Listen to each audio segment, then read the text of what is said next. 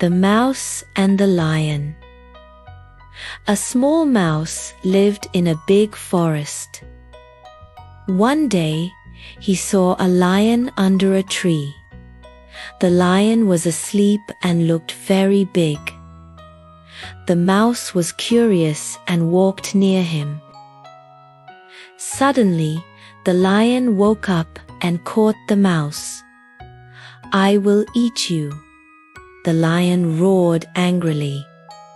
The mouse cried, "Please let me go. I can help you one day." The lion laughed. "You are too small to help me." But he felt kind and let the mouse go. A week later, the lion was in trouble. He was caught in a hunter's net.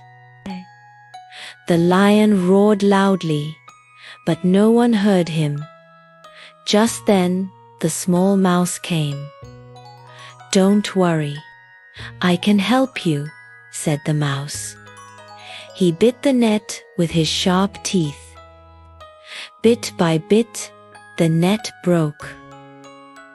The lion got out and said, "Thank you, little mouse. You see, small friends can help too."